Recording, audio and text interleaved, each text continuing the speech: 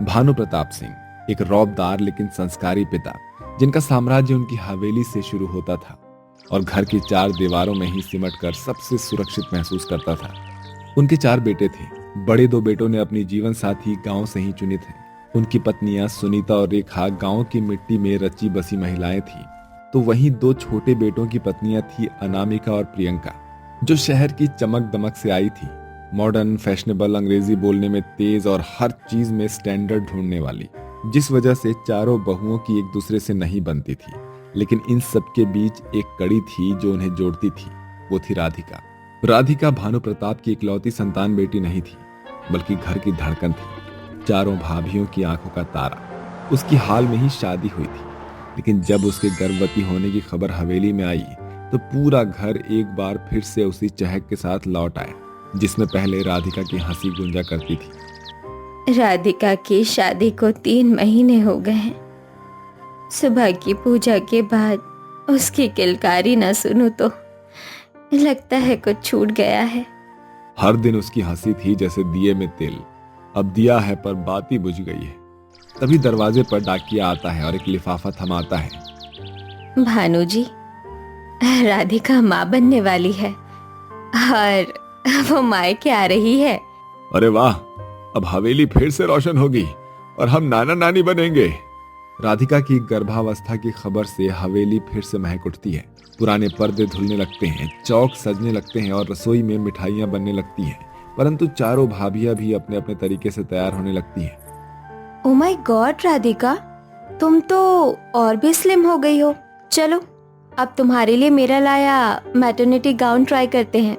मैंने भी एक डिटॉक्स चार्ट बनाया है तुम्हारे लिए, मॉडर्न मदर्स के लिए है ये। हमने भी तुम्हारे लिए कुछ खास बनाया है। घी बाजरे के लड्डू। माँ बन रही है ना, ताकत चाहिए। और मैंने तेरे लिए खुद से सिले 2 पट्टे के कपड़े। सिलाई थोड़ी टेढ़ी है पर प्यार सीधा है।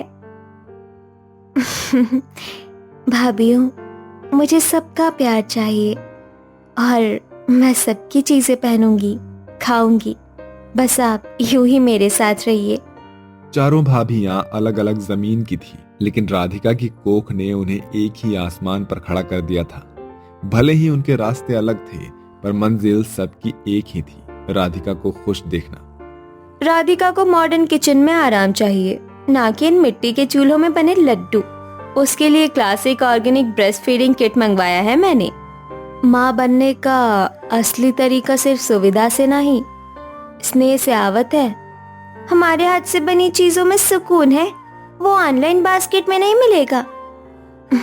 बस आप सबके प्यार के बिना मैं अधूरी हूँ और सबका योगदान मेरे लिए बराबर है। राधिका के आंसू बहुओं की बहस को पिघला देती है, परंतु ये शांति अस्थायी है। अमीरी और गरीबी की दरारें भीतर ही भीतर गहरी हो रही थी। बस राधिका की हंसी ही थी जो इन दरारों को भरने की कोशिश कर रही थी। चारों भाभियां राधिका के पास बैठी हैं, लोरी गा रही हैं, नुस्खे सुना रही हैं। तू हॉस्पिटल में डिलीवरी करवा, प्रॉपर मेडिकेशन जरूरी है। घर में डिलीवरी, घर की देखभाल, ये सही तरीका है। ओ प्लीज, गांव का जमाना गया, अब तो बच्चे भी हाइब्रिड होते हैं। हाँ, पर जच्चा बच्चा का प्यार अब भी देसी ही होता है। तुम सब ना हो तो मैं माँ बनने का सपना भी नहीं देख सकती। तुम सब मेरी ममता की पहली सीढ़ियां हो। राधिका की कोख में नया जीवन पल रहा था और उसकी चारों ओर खुशियां ही खुशियां थी।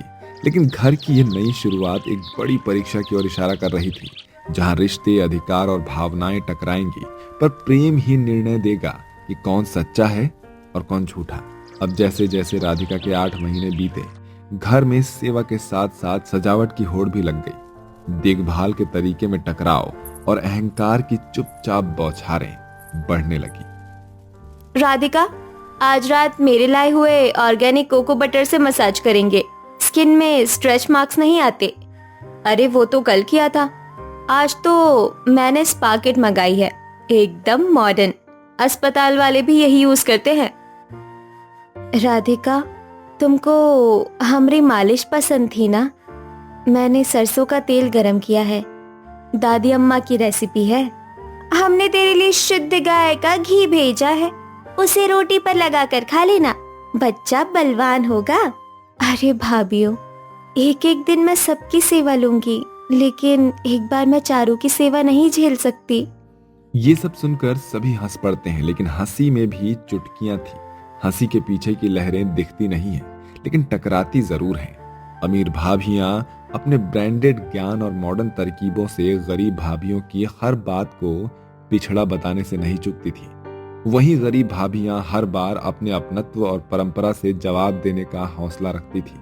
इसी तरह समय बीत रहा था और अब बारी थी रात्रि के भोजन की तैयारी की। राधिका को अब ओट्स और फ्रूट्स देने चाहिए, पर ये लोग रोज घी चावल बना रहे हैं। अरे बहन, बच्चा पैदा होगा इन फल सब्जियों से। माँ के दूध में ताकत होनी चाहिए, ना कि फॉर्मूला की बोतल में। सीरियसली, तुम लोगों को लगता है तुम्हारी घिसी पिटी सोच से बच्चा स्वस्थ होगा? राधिका को फैमिली हेल्थ डाइट पढ़नी चाहिए। पढ़ाई अच्छी बात है, पर माँ बनने की समझ किताब में नहीं रिश्तों से आती है। भाभियों, मैं जानती हूँ आप सब मुझे अपना प्यार दे रही हैं, तो कृपया मेरी भावनाओं का भी आदर करें। मैं अपनी मर्जी से चुनना चाहती हूँ, कब खाना है, क्या पहनना है। समय बीत रहा था, दीवारें बढ़ रही थी। 8 महीने बीत गए थे, लेकिन उसकी हर मुस्कान अब किसी न किसी भाभी के लिए पक्षपात बन जाती थी। इसी प्रकार एक दिन गायत्री देवी हवेली से मायके पहुंच जाती है।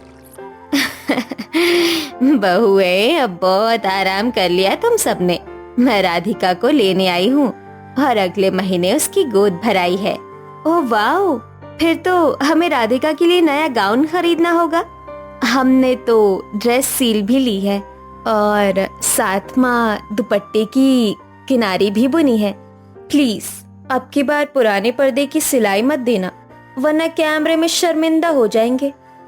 शर्म तो तब आती है जब प्यार बिक जाता है दिखावे में। राधिका की सास उसे लेकर हवेली लौटती है, जहां उसकी गोद भराई की रस्म होगी। पीछे छूटती हैं चारों भाभियां, अपने अपने हथियारों के साथ युद्ध भूमि में उतरने को तैयार। एक ओर ब्रांडेड साज सज्जा, तो दूसरी ओर रिश्तों में बुनी हुई भावनात्मक भेंट। राधिका के वापस हवेली लौटते ही घर में चहल पहल शुरू हो जाती है। गोद भराई सिर्फ एक रस्म नहीं, बल्कि 4 भाभियों की प्रतिष्ठा की परीक्षा बन चुकी थी। हर कोई अपने अपने ढंग से उसे खास बनाने में जुटा था। कोई डिजाइनर गिफ्ट्स के ढेर लगा रहा था, तो कोई खुद के हाथों से बनी चीजों को सुंदर तरीके से सजा कर पेश कर रहा था। राधिका बीच में थी। वो चाहती थी कि किसी का मन ना दुखे, लेकिन हर भाभी उसे अपने पाले में खींचने की कोशिश कर रही थी। अनामिका और प्रियंका बुटीक से लौट रही हैं। ड्रेस देखिए ना, एकदम फिल्मी लुक आएगा राधिका पर। चिकन करी नहीं, शिफॉन है, वो भी सेमी ट्रांसपेरेंट, और गहने अमेरिकन डायमंड के झुमके लाए हैं। उन गांव वाली सलमा के आगे तो बिल्कुल क्वीन लगेगी राधिका। अब इन देसी बहुओं को क्या समझ फैशन की, उनके तो कांजीवरम की साड़ियों में भी क्लास होता है। इस तरह वो दोनों ठहाके लगाती हैं, और वहीं दूसरी ओर सुनीता और रेखा दिखावे की दुनिया से दूर अपनी नन्ही खुशियों की गठरी तैयार कर रही थी।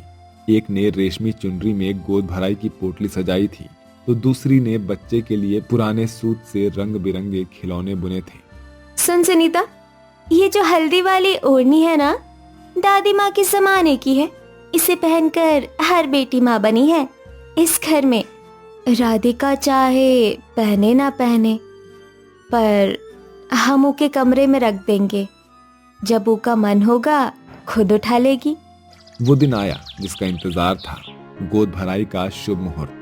घर गुलाब और गेंदे से सजा हुआ था। दरवाजे पर बंधनवार और आंगन में रंगोली। भानु प्रताप सिंह के पुराने दोस्त, मोहल्ले की महिलाएं और रिश्तेदार सभी आमंत्रित थे। पर असली मुकाबला था कि राधिका क्या पहनेगी, किसकी ड्रेस चुनेगी। वो चारों भाभियां राधिका के कमरे में अपनी अपनी ड्रेस लेकर आती हैं। राधिका, ये देख, लाइट वेट है, फैब्रिक ऐसा है कि तू ग्लो करेगी। और ये पर्स और स्टिलेटोस, एकदम बॉलीवुड लुक। हमने ओढ़नी पर तेरे नाम का कढ़ाई किया है, सिर पर बांध लेना, अच्छा लगेगा। और ये अंगरखा कुर्ता है, दुपट्टा हमने खुद रंगा है, पहनकर देखना, बहुत आराम देगा। बस सब इतना अच्छा है, मैं सोच नहीं पा रही हूँ क्या करूँ।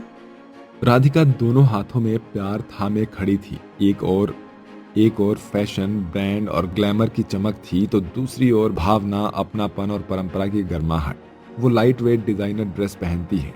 राधिका तैयार होती है लेकिन कुछ असहज है। ड्रेस तो सुंदर है, पर बैठने में तकलीफ हो रही है। पेट पर खिंचाव लग रहा है और झुमके भारी लग रहे हैं। वो रेखा द्वारा दी गई सिल्क की ओढ़नी हाथ में लेती है। यही तो मैं ढूंढ रही थी। सुकून। कुछ ही देर में सभी चौंक जाते हैं जब राधिका रंगीन, हल्की लेकिन देसी सिलाई वाली पोशाक में आंगन में आती है। सिर पर पारंपरिक ओढ़नी, हाथ में कढ़ाईदार थाल और पैरों में सिर्फ चप्पल। चारों भाभियां देखती ही रह जाती हैं। ये तूने हमारी ड्रेस नहीं पहनी? इतनी मेहनत की और तूने गांव वाली भाभीियों की ओढ़नी पहन ली। आपकी ड्रेस सुंदर थी, पर इस ड्रेस में मैं खुद को महसूस कर पा रही हूँ।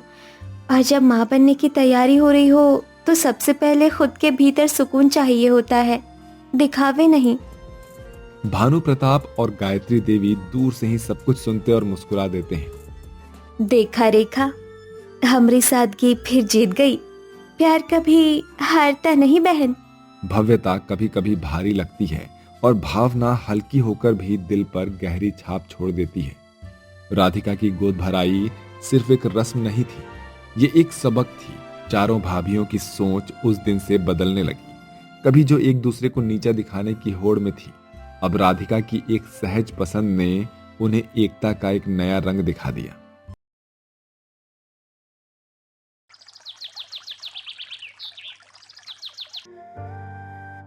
आओ बहू पूनम, ये घर अब तुम्हारा है।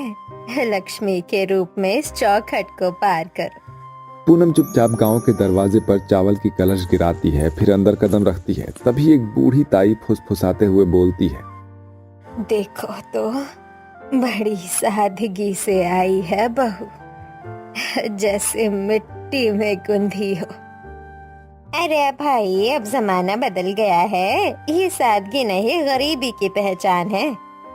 एक और ये बातें चल रही थी तो वहीं करीब 2 घंटे बाद तेज हॉर्न की आवाज आती है, जहां कार से रिया उतरती है। शुद्ध मिरर वर्क वाला डिजाइनर लहंगा, भारी मेकअप, लाल लिपस्टिक और परफ्यूम की तेज खुशबू उसके पास से आ रही थी। भैया की बीवी तो सीधे फैशन वीक से निकली लगती है। ओह माय गॉड, देखो इसकी हील्स, गांव में पहनने लायक नहीं। रिया ठसक के साथ चलती है। अंदर प्रवेश करते समय गलती से दिया गिरा देती है। रिया, गृह प्रवेश रस्म है, कोई फैशन शो नहीं। थोड़ी सादगी भी सीख लो बहू। सॉरी मम्मी जी, दिल्ली में इतना सब होता नहीं है। ये सब पूनम एक कोने में खड़े होकर देख रही थी। ऐसे ही कुछ घंटे और बीत जाते हैं और अब बारी थी अंगूठी की रस्म की, जहां दोनों बहुओं को एक ही थाली में दूध और फूलों से भरे बर्तन में अंगूठी ढूंढने के लिए बिठाया जाता है। परिवार हंसी ठिठोली में व्यस्त है। चलो देखते हैं कौन जीतता है। रिया जीत गई तो पूनम को पूरे हफ्ते तक काम करना पड़ेगा। मैं काम करती हूँ, बस स्टाइल में जीती हूँ। दोनों अंगूठी ढूंढती हैं। पूनम चुपचाप ध्यान से ढूंढती है और जीत जाती है। सब तालियां बजाते हैं। शहर वालों का फैशन अंगूठी ढूंढने में काम नहीं आता है। अभी तो शुरुआत है, देखना मेरी एंट्री पार्टी में सबकी नजरें मुझ पर ही होंगी। इस शादी वाले घर में समय तेजी से बीत रहा था और अब बारी थी मुंह दिखाई की रस्म की, जहां एक बड़े से कमरे में महिलाएं बैठी हैं। नई बहुओं के चेहरे से घूंघट हटाकर उनकी सुंदरता और गहनों की तारीफ करती हैं। पूनम की आंखों में बड़ी गहराई है, सिंपल है पर बड़ी बहू प्यारी लगती है। रिया का लहंगा कितना एक्सपेंसिव लग रहा है, शायद डिजाइनर होगा। हाँ हाँ मौसी, मनीष मल्होत्रा से लिया है, मम्मी ने खास दिल्ली से मंगवाया। मेरी माई ने खुद सिलाया है, घर की ही कढ़ाई है। हमें तो यही सिखाया गया है कि दिल से सुंदर होना जरूरी है, ना कि कपड़ों से। इस तरह रिया आंखें तड़ेरती है तो वहीं पूनम मुस्कुरा देती है। ऐसे ही मुंह दिखाई की रस्म समाप्त होता है और अब दोनों बहुएं अपने अपने कमरे में होती हैं, जहां पूनम अपने कपड़े तय कर रही थी। जबकि रिया आईने के सामने मेकअप रिमूव कर रही है। शायद वक्त लगेगा, पर मैं दिल से इस घर को अपना बना लूंगी। ये गांव, ये सादगी, मुझे नहीं लगता मैं यहाँ फिट बैठती हूँ। पता नहीं मेरा क्या होगा। इस तरह अगली सुबह की पहली किरण हवेली के आंगन में पड़ती है। पूनम जल्दी उठकर मंदिर में दिया जलाती है। सांझ भई घर आना, राम जी का नाम बताना। वो पूजा पाठ करके रसोई में जाती है, जहाँ सासू माँ पहले से ही मौजूद थी। बहू पूनम, आज पहली रसोई है। पूरे खानदान के लिए खाना बनाना है। क्या बनाएगी? सासू माँ, दाल बाटी और खीर। मेरे मायके की रीत भी है। ठीक है, देखती हूँ तू क्या कमाल करती है। पूनम घूंघट संभालते हुए काम में लग जाती है। उधर रिया देर से जागती है। उसे नाश्ता बिस्तर में ही चाहिए होता है। बेबी, ये सब गांव के काम मुझसे नहीं होंगे। मैं यहाँ किसी मेड की तरह नहीं रह सकती। रिया, कम से कम आज तो पहली रसोई थी। मम्मी नाराज है यार। मुझे कोई फर्क नहीं पड़ता। मैं अपने स्टाइल में जीऊंगी। तुम बात करो ना सासू माँ से। वहीं दूसरी ओर पूनम के हाथ से बने खाने से पूरा परिवार नाश्ता करता है और उसकी खूब तारीफ करता है। वहीं दूसरी ओर रिया को कोई पूछ नहीं रहा। वो अकेले कमरे में बैठी है, लेकिन अहम अभी भी बाकी है। ऐसे ही सुबह से शाम हो जाती है, जहां ठाकुर ब्रह्मदेव बैठक में सबको बुलाते हैं। अब समय है कि हमारे कुल की दोनों बहुएं समाज से रूबरू हों। अगले रविवार को हम एक परिचय समारोह रखेंगे। शहर और गांव के सारे रिश्तेदार, प्रतिष्ठित लोग आएंगे। मतलब अब असली परख शुरू होगी। इस समारोह में हमारा परिवार कैसा है, हमारी बहुएं कैसी हैं, ये समाज देखेगा। ये प्रतिष्ठा का प्रश्न है। बिल्कुल बाबूजी, हम तैयार रहेंगे। अब मैं दिखाऊंगी असली क्लास। ये गांव की बहू तो वहीं की वहीं रह जाएगी। अगली सुबह सासू माँ अपने कमरे में दोनों बहुओं को बुलाती है। उनके पास एक पुराना संदूक रखा है। ये हमारे खानदान की परंपरा है। जब बहू पहली बार समाज से रूबरू होती है तो पुश्तैनी लहंगा पहनती है। वो दोनों बहुओं को अलग अलग लहंगे देती है। पुराने, थोड़े फटे हुए, कुछ मोती निकले हुए। ये पहनना? मम्मी जी, ये तो म्यूजियम की चीज लगती है। मैं तो ऋतु कुमार से नया लहंगा लूंगी। ये सिर्फ कपड़ा नहीं है बहू, ये परंपरा की पहचान है। माँ जी, अगर इजाजत हो तो मैं इसे थोड़ा नया बना लूं, कढ़ाई कर लूं, मोती फिर से लगा दूं। अरे वाह, ठीक है, देखती हूँ तू क्या करती है। ये सुनकर रिया गुस्से में चली जाती है। पूनम संदूक को धीरे से उठाकर कमरे में ले जाती है। उसकी आंखों में चमक होती है। जब रात में सब सो रहे होते हैं, तब पूनम पुराने मोती, जरी के धागे, सुई धागा निकालती है और एक लैंप की रोशनी में सिलाई शुरू करती है। ये सिर्फ लहंगा नहीं है, ये मेरे ससुराल का सम्मान है। मुझे इसे और खूबसूरत बनाना है। उधर रिया अपने मोबाइल पर महंगे डिजाइनर लहंगे सर्च कर रही होती है। करण, मुझे अगले हफ्ते तक दिल्ली से नया लहंगा चाहिए। तुम पेमेंट भेज दो। मैं कुछ लोकल चीज पहनकर शर्मिंदा नहीं हो सकती। ठीक है बाबा, ठीक है। इसी प्रकार से सुबह का उजाला हो जाता है। पूनम का लहंगा अब पूरी तरह से नया दिख रहा है। पुराने मोती अब दोबारा जड़े हैं। किनारी में नए फूल की कढ़ाई की गई है। भाभी, ये वही पुराना लहंगा है। तुमने इसे तो नया ही बना दिया। तेरे हाथों में हुनर है पूनम। तूने एक बेजान कपड़े को इज्जत दे दी। दूसरी ओर रिया का नया लहंगा डिलीवर हो चुका है। चमचमाता वेस्टर्न फ्यूजन वाला स्टाइल। वो आईने में देखकर खुद पर मुस्कुराती है। अब देखना, सबकी नजरें मुझ पर ही होंगी। इस तरह शाम का समय, दोनों बहुएं अलग अलग कमरे में तैयार हो रही हैं। एक पारंपरिकता में गुथी, दूसरी आधुनिकता में डूबी। कपड़े से नहीं, संस्कार से इज्जत मिलती है। अब मैं बनूंगी इस घर की रानी। सजावट ध्यान से करना, ठाकुर ब्रह्मदेव का मान है ये। और मेरी बहुएं जब आए तो फूलों की वर्षा होनी चाहिए। लगता है बहुओं की नहीं, रॉयल्टी की एंट्री हो रही है। कविता मेहमानों का स्वागत करती है। बड़े नेता, व्यापारी, समाज सेवी और गांव की औरतें आ चुके हैं। सभी इंतजार में है कि ठाकुर परिवार की नई बहुएं कैसी हैं। तभी शहरी बहुओं की एंट्री होती है। रिया लाइट्स के बीच चलती है। Western fusion lehenga, off shoulder choli, खुले बाल, हाई हील्स, भारी मेकअप, पीछे से हल्की इंग्लिश बीट्स चलती है। अरे ये बहू कम मॉडल ज्यादा लग रही है। Hi, happy to meet you all. कहाँ है उसका घूंघट? ये कौन सी चाल ढाल है? ये सुनकर रिया थोड़ा असहज महसूस करती है, लेकिन मुस्कान जबरदस्ती बनाए रखती है। करण उसकी तारीफ करता है, पर आसपास की प्रतिक्रिया ठंडी है। तभी गांव की बहू पूनम की एंट्री होती है, जो पुनर्नवा पुश्तैनी लहंगा, माथे पर बिंदी, घूंघट का पल्ला हल्का सा रखा, आंखों में तेज लेकिन विनम्रता है। वाह, जैसे रानी लक्ष्मीबाई उतर आई हो। इतना सुंदर और इतने सादे परिधान में ये होती है असली ठाकुर बहू।